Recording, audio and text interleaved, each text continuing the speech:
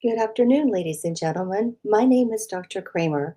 I wanted to say welcome to our session, Emotional Intelligence in AGI Session 1, Introduction to Emotional Intelligence and AI. My name is Dr. Kramer. I am the FinTech full-time professor of graduate school. I have two very special guests today. Her name is Dr. Corin. She's the Cybersecurity Department Chair at Fort Myers campus. And we have another special guest, faculty psychology and graduate school. So today we're going to be talking about the trends. So give me 1 second to present the slide for everyone. So thank you for coming today. So Dr. Mendelson, Dr. Curran, you have the floor. Well, thank you. I guess by way of introduction, as Dr. Lisa mentioned, my name is Dr. Terry Curran. I am responsible for the cybersecurity undergraduate program here at Keiser. And we and our students have particular interest in all the things we're talking about today: academic advising, artificial intelligence, talking, learning, collaborating. So welcome. And I'm turning this over now to Dr. Mendelson. Hello, everyone. Thank you for being here. My name is Dr. Richard Mendelson. I'm in the graduate psychology department. One of my areas of research interest is emotional intelligence, and I've been studying it for, over 15 years now.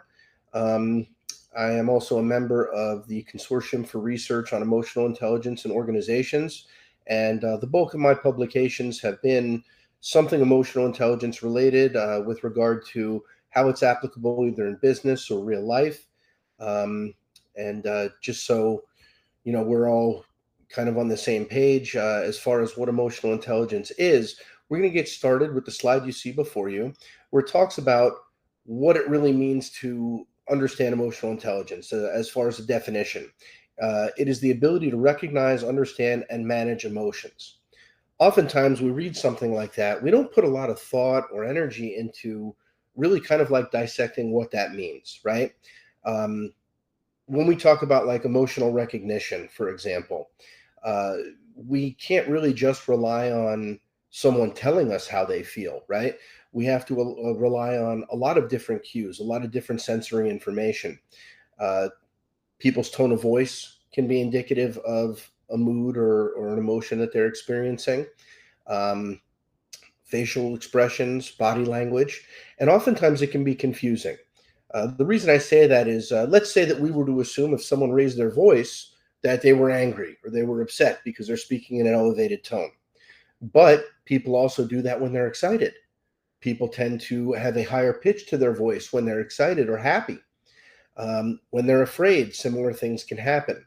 So there are derivative sciences as far as understanding things like microtremors in voice and things of that nature that can be measured by machine that aren't necessarily recognizable to the limits or within the limits of human sensory perception.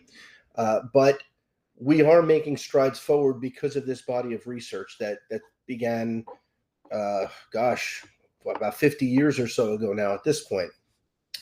When it comes to understanding emotions, that becomes a bit more complex, right? Because now we're not just having to recognize the way that another person is feeling, but we also have to really take a step back and think about, okay, if I am accurately assessing how this person feels, or what emotion they're experiencing, I should say, what does that mean to how they're experiencing that emotion, right?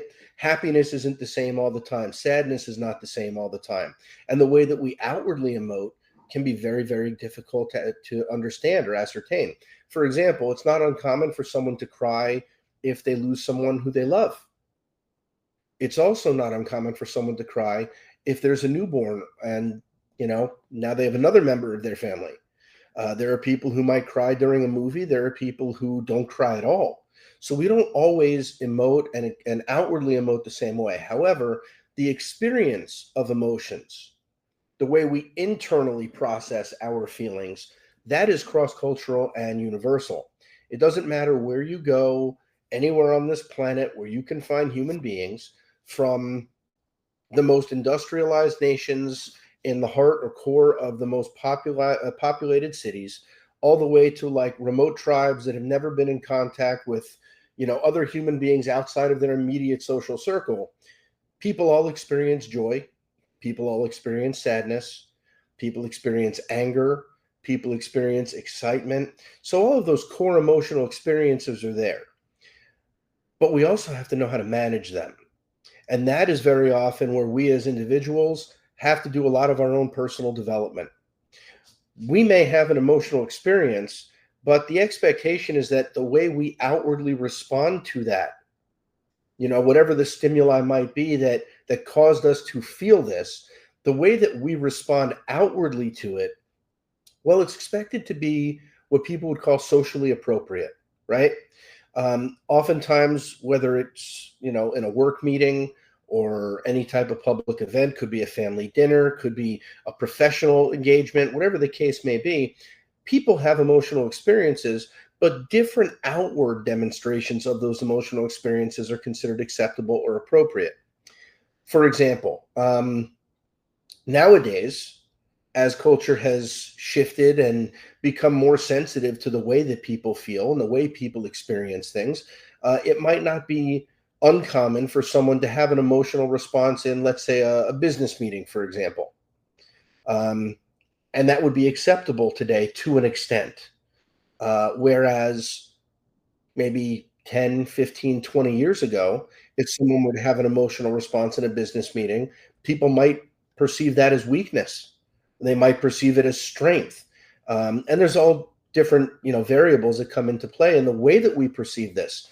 The gender of the person who is outwardly emoting, or I should say biological sex of the person who's outwardly emoting, the biological sex and gender identity of the person who's seeing and hearing and experiencing another person's outward emotional demonstration.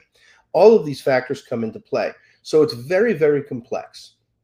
Now, emotional intelligence has been demonstrated through, and quite literally at this point, mountains of literature if we were to print it all out on paper, which I know no one does these days, but I think these days you would need probably at least, a few terabytes of hard drive space to be able to look at all of the data indicating that the impact of emotional intelligence on leadership is deep and profound and meaningful. The reason why is emotional intelligence is different than a lot of other forms of intelligence. If you think about people in terms of their just intellectual function, cognitive abilities, as we age, the cognitive ability tends to increase and go up over the course of your lifetime, right? But right about when you hit about 70, 75 years old, it kind of plateaus, and then it begins to slowly decline. We experience this cognitive decline as we reach, later stages of life experience.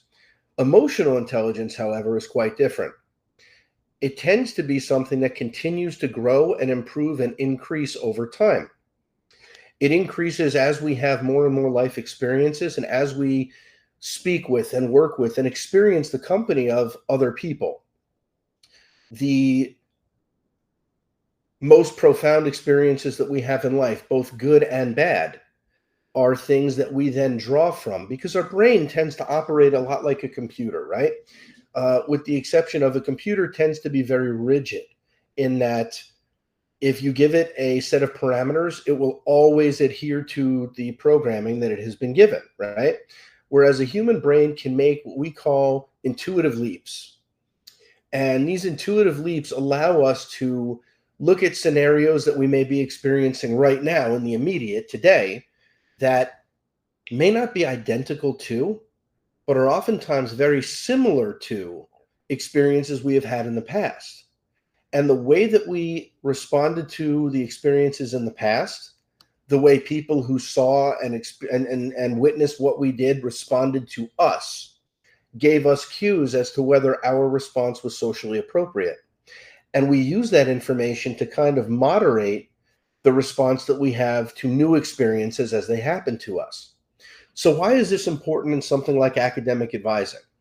Well, when people are vulnerable, when people are looking for an opportunity to better themselves, to grow, to develop, whether it be a personal dream, a professional standard that needs to be met, whatever the case may be, for whatever reason people are enrolling in a school, in a traditional institution, we have the opportunity to see people face to face on a regular basis, to mentally catalog what a person's facial expression is on a typical day, the way they carry themselves physically on a normal day, um, excuse me, their tone of voice during normal conversations, perhaps compared to their tone of voice when they're presenting in class.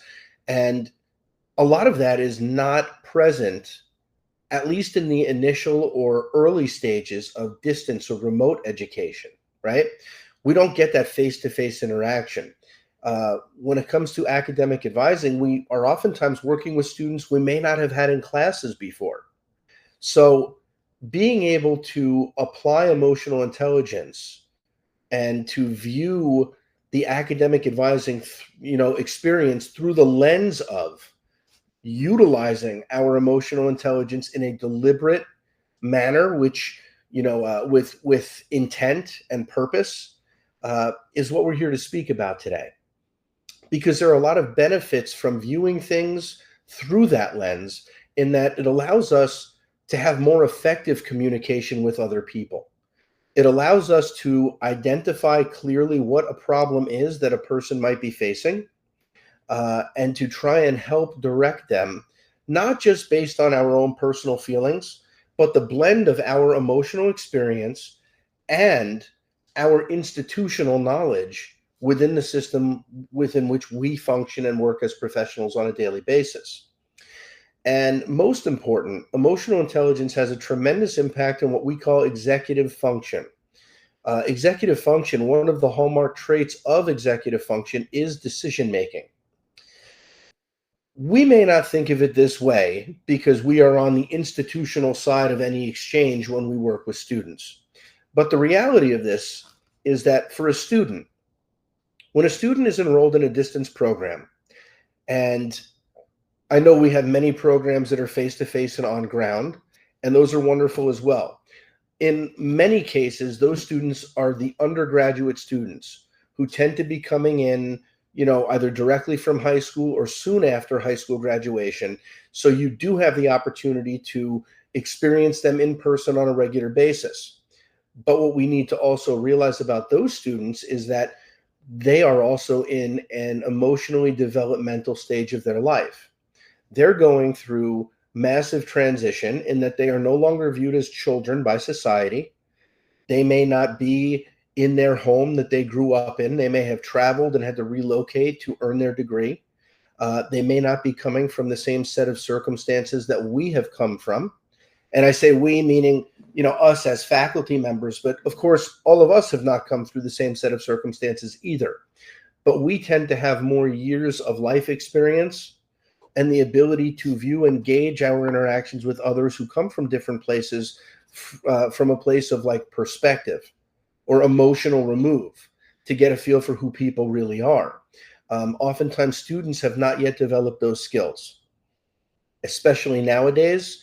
You add to that the complications of people who are working through having been in school during the period of time we were experiencing COVID, where your faces were masked. You did not have the ability to look at facial expressions or even body language if your school was done remotely. And at that point, it was not done by choice. It was something that was forced upon people. So ultimately, being able to recognize that when a student reaches out to one of us, we as human beings are also having an emotional experience. Every day we wake up, every stimuli that we come in contact with or is in our immediate surroundings, it has an impact on our mood and the way we carry ourselves. It's something we need to be aware of, which leads us to the first bullet point of self-awareness. You cannot, and I say you, including myself, you as in any human, cannot focus on how another person is experiencing something from a remove until you are aware of where you are emotionally in that moment. I'll give you an example. Imagine the parent who has had a bad day at work. They walk in the house, they see their kids jump up and run over to greet them, And now the parent is feeling overwhelmed because all day they've had people all over them in their face trying to deal with things at work. And now they didn't have that moment to breathe when they walked in the door, right? Well, the kids don't know any of that. All the kids know is that's my mom or that's my dad. And they want to see their mom and dad and give them a hug. Puppies are the same way. When you walk through the door, your dog, if you have a dog or a cat or whatever, they don't care if you had a good day, a bad day, whatever. They're just happy to see you because you're there, right? They're not moderating their own response to the stimuli of you walking in based on what they believe your emotional experiences that day might have been. They are solely operating from a me-centric perspective, right? Well, in a lot of ways, and I don't mean this in a condescending way, I mean this in a very real way. Even at the graduate level, a lot of our students are very much the same in that they've enrolled in a school. It's a program they're unfamiliar with. Oftentimes, they have not really met many of the people who are their professors face to face. They probably have not met their academic advisor face to face. At best, you're a face on a video screen or a voice on the phone, and they're having an emotional experience. So in a lot of ways, unless we reach out to students, when a student reaches out to us, it's oftentimes because they have a problem. So we need to regulate our emotional experiences where we are that day in an effort to be able to best serve the clientele, the student, right? What we do to try and guide students is to identify what their emotional state is, identify what specific stimuli is putting them in that place, and find ways to use our own emotional intelligence to do something that most other forms of intelligence have been demonstrated not to be able to do, which is influence the level of emotional intelligence of others. Because emotional intelligence is what they call contagious. If a student calls you and they're having a rough day, and you are also responding negatively to whatever the situation is, that situation becomes amplified times 100 from the perspective of the student. But no matter what's going on in your life or my life, if a student reaches out to us and we are that person of poise and calm and reassurance, even if we truly don't know what's going to happen or how to fix their immediate problem, just to say something like, look, I don't have an answer for you right this moment, but I know it's going to be okay. I find myself as an advisor doing that frequently, where I will refer students to the mission and vision of our institution, which is about being a students first, student-centered organization, right? And I tell them, look, we understand that you're going to go through things. Just know that we're going to find a way to do our best to work with you and fulfill your needs. I don't know what that's going to look like. I don't know what that's going to feel like for you, but I know that you're going to have people on your side working to help you. It's a Sunday. We're not going to be able to gain access to the people and the systems that we need to gain access to right now, but I have your number. I want you to take today. Just know I'm on the case. It's going to be all right. I'm going to call you back tomorrow, and I'm going to let you know the people I've spoken with, what they've said, and whether or not someone else is going to be reaching out to you. But the most important thing is actually making good on it and calling the person the next day. And here's the reason why. Imagine being a parent who tells their child, I'm going to be there at the end of the day to pick you up from school, and then you don't show up. Well, a child learns very quickly who they can and cannot rely on. It's not just about trust in a sense of, are you telling me the truth? It's trust in the sense of knowing this person has my back. This is a person I can go to and say, I'm hurting in some way. It might be academic, it might be personal, but it's impacting my academics. And I need help. It might be completely personal. Hey, I didn't know who else to call, but I have your number saved. And that's why I'm reaching out to you. So what we're really looking to do is provide that human aspect in a remote and primarily digital or virtual type of an environment. That's the difference between what we do here and what's done at almost every other distance institution. And I say that as a person who attended multiple distance institutions as a student and now works in a distance institution as faculty, and who has also served in the role of brick and mortar classroom bound educator for more than 20 years of my professional life. We are there to help aid them in resolving their conflict. We are there to be their person at this school. And you may end up building a rapport, which is great. You should build a rapport, but you may end up where a student feels more comfortable talking with you than you might be comfortable with.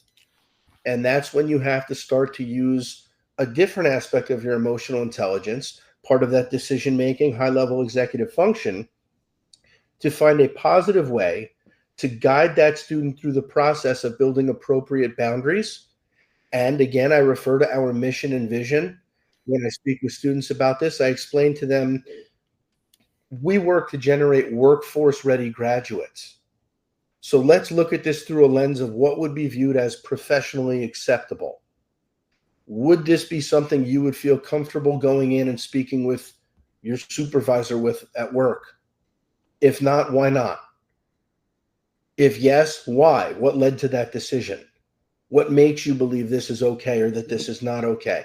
Now that we've established that, let's take this opportunity to try and guide you through the process of working through this, so that next time you're faced with something similar, like I said earlier, your brain catalogs information, and now you have a framework within which you can function. You can apply that framework to future challenges. Does that make sense? Hey, Dr. Mendelson, may I Sure.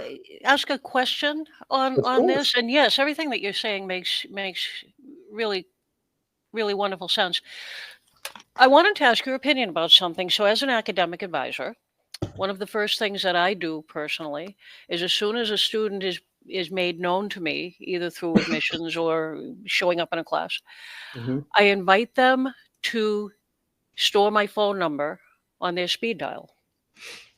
Even if they don't need it, they have it. And I've had so many students, and it sounds like the tiniest thing.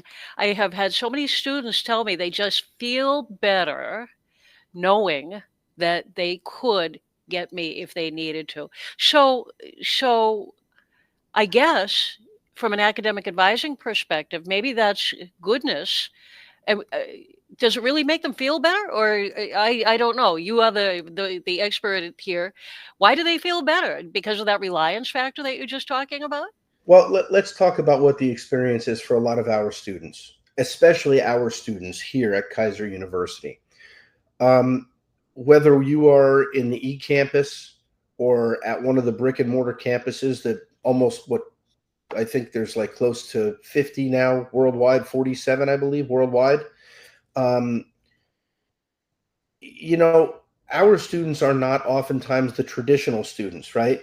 We have students that even if they're right out of high school, they're working. A lot of them are already building families of their own. And they're really here because they want to be able to build themselves in order to provide a better life for the people that they love and the people who hopefully love them back, right? When any person is trying to balance all of those different things, um, accessibility is something that's really important, because they tend to be people who do their work at off hours, on off days, different times. Um, if you are an on-campus, on-ground professor, right, and your office hours are during the week, during the business day, when you clock out at the end of the day and you go home, I mean, absolutely, you've done your time, you've put your 40 hours in, and look, the reality is, I'm going to ruffle a lot of feathers when I say this. That's okay. I gave up on being popular around middle school, so I'm okay kind of saying the silent part out loud. But the reality is, if all you want to do is teach your classes and go home, I guess that's great. And I think there are a lot of people who feel that way, that this is a job, and you're right, it is a job.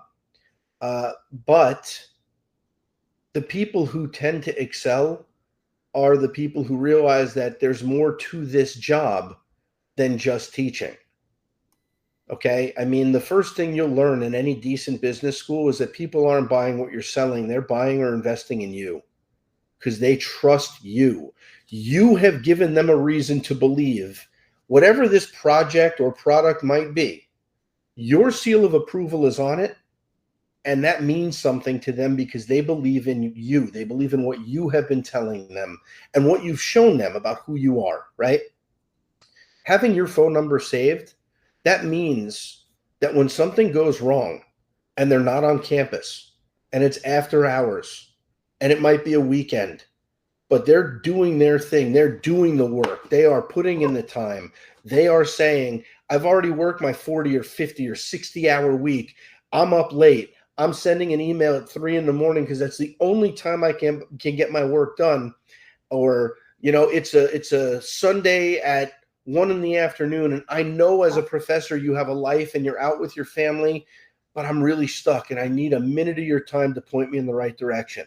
Now, I understand all of us as professors, yes, we have lives and we have families and we have other responsibilities, and I'm not going to be the person who's going to say push your family aside to pick up the phone and take the call. But what I will say is, if you happen to be in a moment where you can take that call, what does it say about how much you really care if you choose not to? And I feel like this is a good place to bring that up because we are talking about emotional intelligence. And the reality is that if you don't care, why are you still here? We've heard this about teachers all the time, where teachers will complain about kids. Dr. Arthur Keiser speaks about that all the time at our doctoral residency every summer, that he had a professor. The reason he started this whole school, this whole institution, was he had a professor who made a comment and said, I really love being a professor if I just didn't have to deal with students, as if the students are an inconvenience. If that is the perspective that you have, or you've reached a point where you've gotten to that place, look, maybe there's some things that you need to examine about where you are in your own professional experience and what you want to do moving forward. For me, I'm a second generation educator.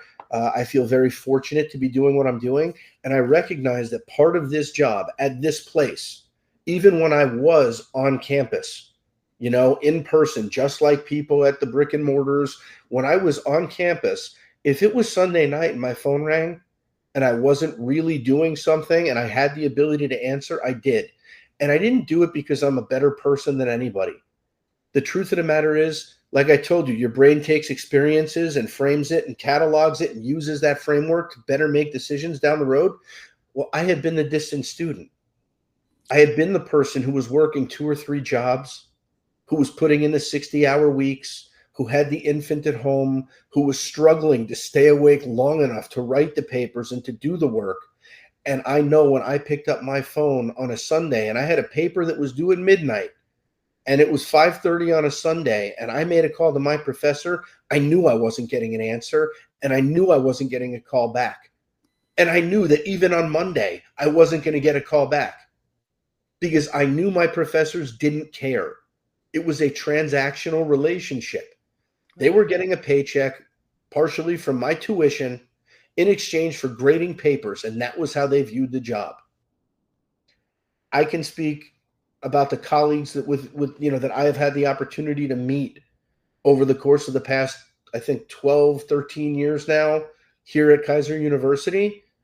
I don't think I've met one person who has the attitude that I just conveyed about what we do here. I understand we're all tired. I understand we're all working hard. But I guarantee you, if you as a professor had to take your work week now, and maybe I'm wrong. Look, at the age that I'm at, I look back on my own experiences and think there's no way I could do everything I did all at the same time getting through graduate school right now. It would probably kill me. But that doesn't mean that I've lost sight of the fact that many of our students are doing exactly that. Thank you, Dr. Mendelson. No, I my have a pleasure. question to ask you. Sure. How can artificial intelligence, machine learning, and artificial general intelligence, and a lot of people don't know what is artificial general intelligence, and that is something like Dr. Ben Gurswell and other entities are working towards. where they're actually creating these AI bots and all of these other entities like Soul Machines are creating these digital people where students can go and speak to them. So, what tools or chatbots, and how do you think this is going to change our dynamic as educators as well as students? How will that, what would that look like? Well, that's a really good question, Dr. Kramer. I think that ultimately, and full disclosure, uh, I've done some work with people who are working to develop like emotionally intelligent artificial general intelligence. External from the institution, Keiser. But at this point, at least what's widely available, what regular people have access to, and what I've seen, even at some of the higher levels that I've worked with, large organizations, the AI that we have right now is algorithmic, which basically, for those people who might not really understand what that means, it's very much like it's scripted. There is a very specific purpose of the AI, and it works on what's called like decision tree infrastructure. It's going to listen or look at what you type in as far as a chatbot. It's going to search keywords, and it's going to use those keywords to guide it to try and get you to the right place.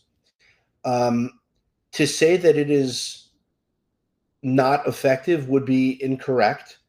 There are situations when it can be a very effective thing. For example, rote tasks. If I was a student and I logged into the Keiser system and the chatbot was there, it said, "Can I help you?" And hey, I want to, I want to find out what my course schedule looks like for the next however many classes, and I don't know where to go. Well, that chatbot can absolutely guide you to, okay, you need to click this, click that, click the other thing, and right now you're going to see this in front of you. That's your screen. That's your list of courses, at least as it stands now.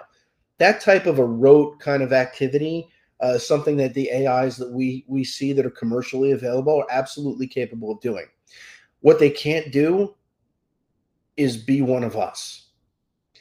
And I said earlier that the reason that contact is so important to Dr. Curran, about when she brought up giving them the cell phone number. And I do the same thing, Dr. Curran, by the way. They can't be the human being. And this is the issue, right? Like, the issue is that in a world where everything is increasingly depersonalized, right? And it tends to work if everything is going well.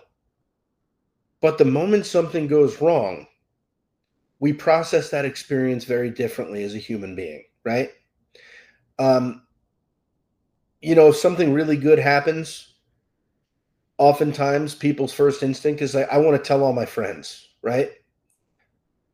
When something really bad happens, even as grown-ups, you'll hear people say, I really wish I could call my mom, or I really wish I could call my dad, because those are, in many cases, whoever was the person who provided for you, if you were fortunate to have that's your person. That's that human being to you that, good, bad, and different, will still view you for who you are, not because of the situation that you're facing, right? Machines can't do that yet. And there's a very simple reason why. Machines can look at language models and they can try and provide adequate or accurate responses to what they're being told or what you're communicating with them. And I've seen this happen because, like I said, I've worked with some of these companies, and it's very interesting. You can ask an AI, hey, who won the World Series in 1973? Who threw the last strike in this game? Who won the Olympic medal in, I don't know, curling in whatever year? It can give you all that information. It's like a living version of Google, and that's wonderful. Try asking a machine what it feels like on a really hot day when it starts to rain. Try asking a machine, what does it feel like when you're with the person who you're meant to be with the very first time you hold their hand?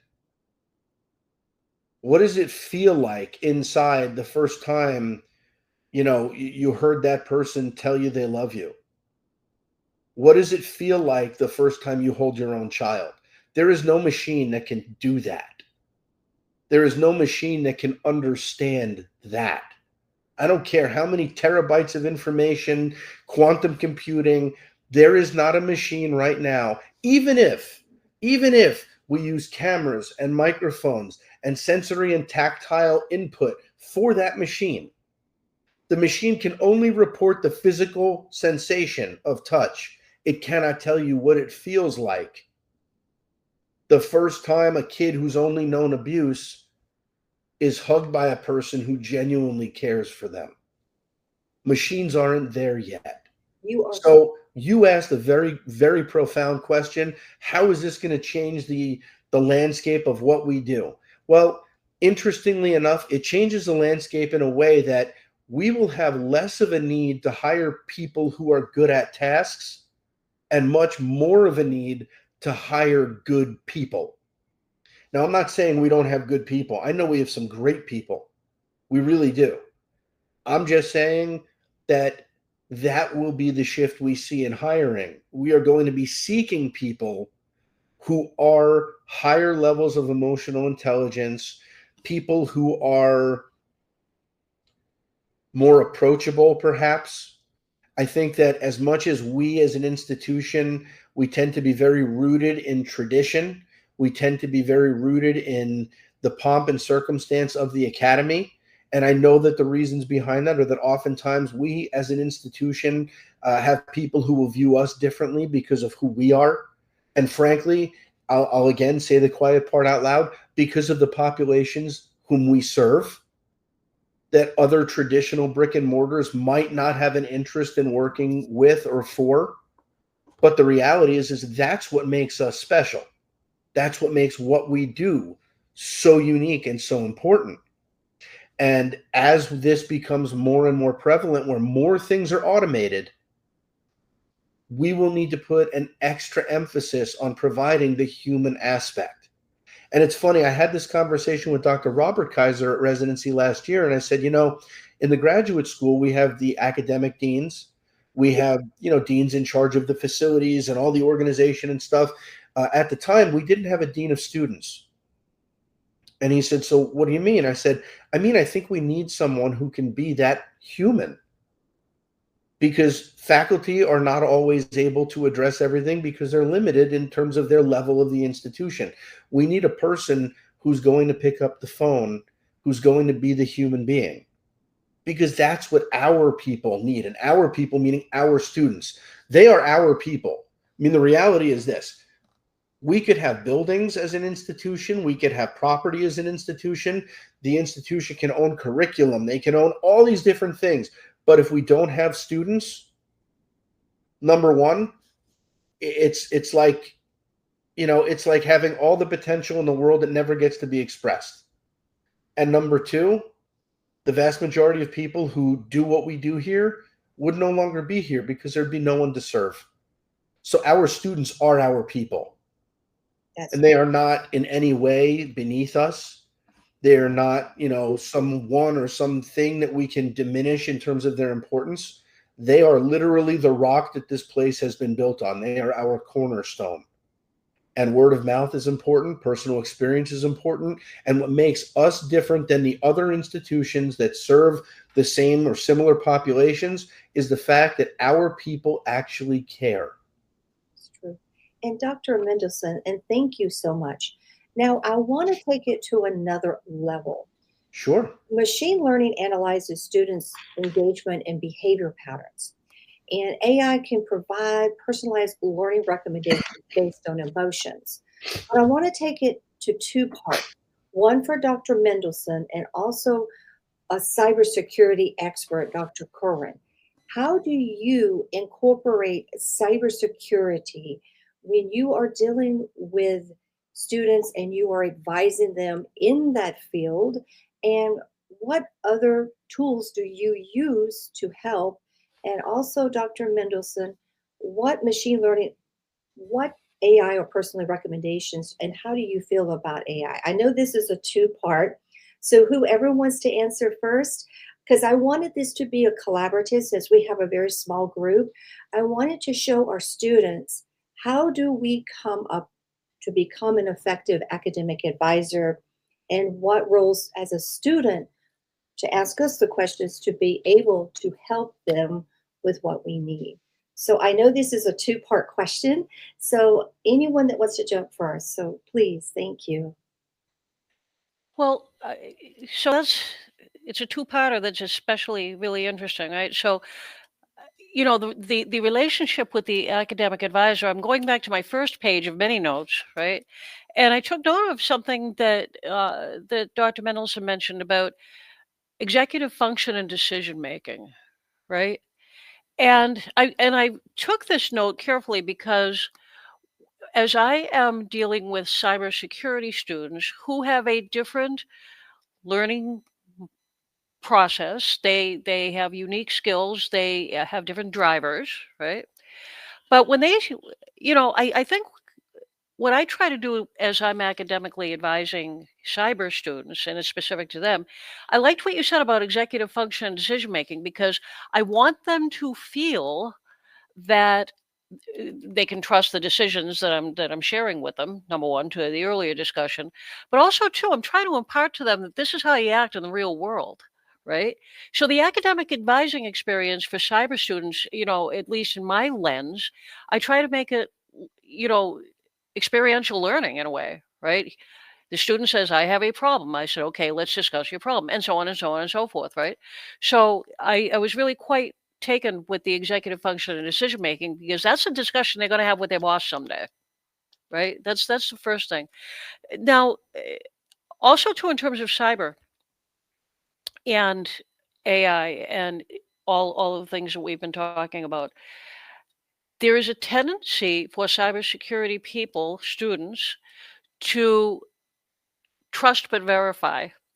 So they are sometimes, and it's interesting, it's contradictory. Sometimes they're more in need of speaking to a human being because they trust a human being rather than the data that they're being presented with when they're solving a problem. So it's really quite interesting. It goes both ways. So those are just two random thoughts in response to your question. But I really went back to the executive function and decision making, and I think for an advisor to have that poise, to have that presence, and to conduct it like a business transaction, right? I really think it's formative. I really do. Thank you, Dr. Curran, and your part, Dr. Mendelson. Okay, so I just want to make sure I understand the questions because there was a lot. Could you please repeat like the first part of the question? Sure. My brain's a little foggy. I'm I working my way through a horrible man cold right now. So I know, and 100 times worse than any cold anybody else could have ever gotten. So please forgive my it my is short-term memory. it is okay. So I'm going to do a two for one. So Sure. we talked about machine learning and analyzing student engagement and behavior, and we have artificial intelligence to provide that personalized learning recommendations based on the emotions of the students, as well as we know that AGI wants to replicate that human level intelligence. So, how do we provide these ethical concerns and bias and human oversight? And how do you help the students when they come with various different backgrounds and they come for different components? And how does AI help or hinder someone in academic advice? So I'll just rephrase it that way because I know it's a two punch question. So my apologies. No, I think it's a great question.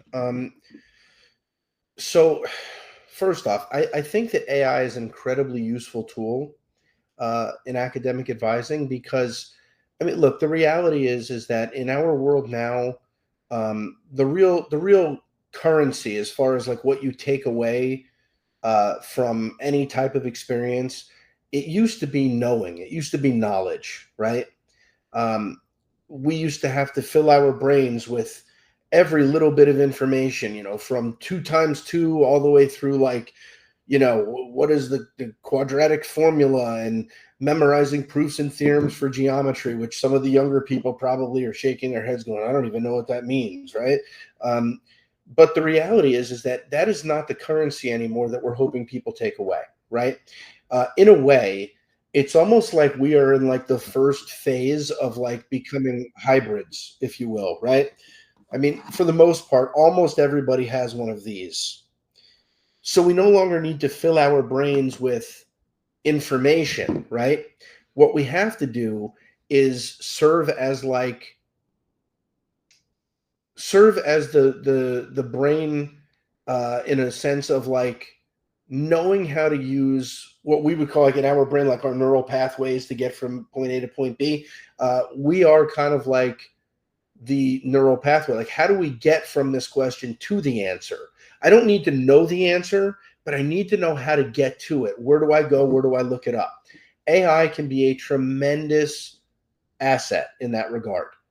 Not just because of like something like Google, but because the AI takes it a step further in that, again, if you program AI algorithmically, a student can ask questions, right? They can say, well, okay, so I don't know where to find my schedule. Great, okay, this bot directed me there. Well, okay, but you know what? I didn't realize this. I just got engaged and now I'm going to be married on this date. I'd like to take that term off. If I do take that term off, what are the implications going to be in terms of my financial aid? What are the implications going to be in terms of my future schedule? Am I going to have a scheduled gap if I take a term off? And asking an AI questions like that, the AI will be capable and is capable now of looking at the data that we provide it with, our course offering schedule, the rules that govern us in terms of, financial aid, things like that. And the AI can absolutely provide an answer for that student based on what information it has been given. That's a tremendous boost because we don't need to remember that firsthand now, right? Because AI helps us. Where we're going to be coming up short is in a sense of, again, that the AI that's out there, it is not capable of the human engagement. And at least from what I have seen, and I've worked with some pretty reputable groups that are doing, pretty big things with AI in private industry through North America, through Europe, and parts of South and Central America. And they're just nowhere close in terms of the emotional understanding. So, The truth of the matter is they lie about it because they're a business looking to market a product. so Dr. Mendelsohn, back to that question. Have Mhm. you ever heard of soul machines? They are some developers that created in Auckland, New Zealand, and they created Yeah. these digital people. And people were actually, I had students to kind of play around with it to ask some questions. And what are your viewpoints for students to have this? And what are the ethical concerns? What are the bias? And what would be the human oversight of this? Okay, so first off, my impression. I think it's a really good starting point in that, they're doing something that's relatively novel and new, which I think is really good. Um, the challenges that are going to arise are that, you mentioned biases. No matter what software you have, it was programmed by a human being. We all have bias. We all have our prejudice. We all have our feelings about whatever. Now, it may not be something that's like an obvious thing, like, maybe, oh, I don't like people with this color eyes or this color hair or this color skin or who believe in this, particular faith or whatever. It doesn't have to be that obvious, right? It's not always that obvious. The most insipid type of bias is bias that you don't even realize you have. You don't consciously do something, but on a subconscious level, that bias exists and it influences your actions. Okay? Everybody has them. And when you program that bias, if you're programming like at that level, then your bias will be present in what you do. That's the first, major issue. The second part of it is that, the people who are making the greatest strides forward right now in terms of the development of AI are private businesses. Private businesses, they want to get something to market. They want to be the next big name. They do not care what the outcome will be beyond, is it going to generate revenue? We've seen that. Big pharma has done that for years. Food companies have done that for years. Governments have done that for years. And it's just something like, people have had to just kind of accept, right? We are in a very different time right now. People are no longer just accepting When someone says, oh, just, like we heard it for years, trust the science. We hear it all the time now. And I don't care where people stand politically. I don't think people really understand science if they haven't studied it at a higher level. And for the most part, our education system does not get people there. So my So, it's hard. Right. And Dr. Mendelson, thank you so much for that. My next question would be for Dr. Curran. So, what are the privacy concerns when we're dealing with the student data and we're dealing with their analysis? And how do we balance that automation and that emotional support? And how do we keep that unbiased and ethical? I know you're in cybersecurity, so some of it might be a little bit of off topic, but how can you make it a part of a topic when you're dealing with students in academic advising? How do you make sure that their data is protected? And at the same time, if you're dealing with difficult situation, how would you address it if you had a student that had a very difficult problem and one of their data also was compromised by using an AI chatbot or some other entity? This is a question that belongs in my cyber ethics class, right? So, uh, y- y- y- it and it's has many layers, right? So, from a privacy perspective, going back to something that Dr. Mendelson said a moment ago, right? Bias is also where the code came from. Okay. There are cultural biases, there are regulatory and compliance biases that the people who write the AI code, whatever flavor it is, are going to bake that in to their algorithms, right? So sometimes it's even more hidden under the covers, if you will, right? You have to look at not just the data, but the coders of the data, right? And what mindset, what emotional intelligence they are applying to their thought processes, right? Then there's the other filters, right? So you have to look at privacy laws, rules, and regulations, and you have to, of course, make sure that that is baked into whatever AI solution you may be considering, right? There's a lot of talk about this in cybersecurity circles and in IT circles, just for those very reasons. There's a trend and a theme right now about software development and a good housekeeping seal for software development. Okay, there's an analogous track to that for AI development, right? And we actually have threads of that in the artificial risk management framework that we teach our students. So there's many answers to that. Um, One thing that occurred to me, and I think it ties into this, I have a bias for action. I'm always trying to figure out how to solve a problem. That's what cyber people do, right? And in listening to Dr. Mendelson and then listening to your question, I reflect on academic advising and I reflect on how we take the temperatures on students, right? One of the ways we do that is through our end of course survey, and we're in week 4 here, undergrad, so we're going through all these core surveys, and we ask things: did the syllabus match your discussions? Did the would they're good questions about the academic content, but we're not asking questions about how did they feel, right? Did the teacher, if we're going to use AI for academic advising, listening to everything that Dr. Mendelson has taught us today, we have to start considering how to make that an assessment process without showing our hand that we're assessing, if that makes sense, right? So maybe, from an action perspective, maybe to understand more, maybe AI providers, or maybe we internally, I don't know, maybe it's a research paper, but maybe in end of course surveys, we get more of the behavioral feedback as opposed to the academic learning rigor feedback. How did you feel? What did this topic make you feel? Did you enjoy it? Were you happy? Right? Did maybe we even talk about the relationship. Did your instructor feel supportive? Right? Maybe if we do little small things like that in the very beginning to learn. See, it's all about data, right? And the more data points we have from the actual subjects, then we have more to go on. So I don't know, these random thoughts. I love it. And, Dr. Curran and Dr. Mendelson, this has been wonderful. We have only 5 minutes remaining.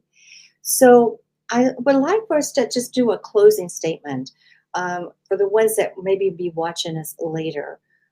What were your thoughts about the role of emotional intelligence, and what are ethical considerations you need to think, especially in the cybersecurity realm? And then the one for the emotional intelligence side would be for you. So your closing marks. So anyone is free to closing marks. So thank you. So, and I should have probably answered this as part of the earlier question. As we're advising our students, we have access to their student records, we have access to a wealth of information. We need to make, and we have FERPA, we have privacy laws. I get all that, but we have to make sure that these faculty members are using their levels of emotional intelligence to really try to understand what they're seeing on that screen in front of them about the person, right? And we have to be careful that we are not seeing things that we shouldn't. Okay, and so I guess what I'm saying is there's technology controls, but then there's behavioral controls that I think that we need to really take a hard look at. Just because we're advisors doesn't mean we're trustworthy, and I don't mean to be very mean or negative when I say that, but we always look for risk, right? And so the behavioral and the technical aspect of academic advising from a risk perspective is there. And I'm sad to say, but that's really that's the way a cyber person thinks. But that's something that we have to assess. Does that make sense? It's perfect sense. Thank you, Dr. Curran. I really appreciate your expertise. And you, Dr. Mendelson. Well, I think that, it's such a good question. I think, like, kind of just as a guiding principle, we have to recognize that our first response to anything we experience happens on an emotional level. Then we try to move from that emotional experience into a rational way of responding and behaving, right? But everything hits us first on an emotional level, right? Uh, the reality is that we need to keep that in mind as advisors, and we need to work to make our students with whom we're working feel like it's safe to have an emotional response to something, and then work with them to move past the emotion to the rational. And that's a step that I think a lot of people miss because, I talk with students and sometimes they'll say, I called up and I needed help, and immediately it went to, okay, what's the problem? Let's get that fixed. Okay, it's done. Goodbye. As opposed to, hello, how are you? Good to hear from you. What's going on? Are you doing okay? Then you move to, how can I help you? Because the thing is we may not be able to help them in that moment when they feel like that's all that they need, right? The reality is that oftentimes it's not the response to the challenge that's going to color the experience of that incident for the student. It's the way that we respond to their outreach. We have direct control over that as advisors. We can control what we say, who we, how we speak with people, and the direction of that discussion. I always try and connect on a personal level first, even if it takes a minute or two longer. Soon as they call, I pick up. Oh, hi, Dr. Mendelson, it's me. It's John Smith, or I don't know, Maya, whatever, whoever it is. And the first thing I say before they finish, oh, hey, Maya, how are you? Oh, I'm really upset today. Why? Are you feeling okay? Is your family okay? Okay, well, then it's not that bad. Whatever it is with the school, we can fix that. But you're doing okay, just, as a person. All right. Well, that's the important stuff. Everything else is the details. I can help you with the details as long as the important stuff is where it needs to be. If it isn't where it needs to be, and that's why you're struggling, well, we have resources for that too. Thank you, Dr. Mendelson. That's the most important thing, in my opinion, is that personal connection. Boom, right out of the gate. We can't be all business all the time. You won't have a business if they don't think you're a human. This is true, Dr. Mendelson and Dr. Cohen. I wanted to say thank you. It has been an absolute wonderful session. It went by so fast. Well, we're done. Thank you for inviting me, or I should say thank you for coming for the invite. I should rephrase that. I apologize. So thank you again, and I hope to see you in our future sessions. So it's been a wonderful time. Have a wonderful evening. And of course, any one of you that are watching today, thank you again. And for the ones that will be viewing us later, feel free to email us and reach out because we're always here for us, for our students. So take care, everyone, and see you all in the next round. Take care. Bye. Goodbye. Thank you. Cheers.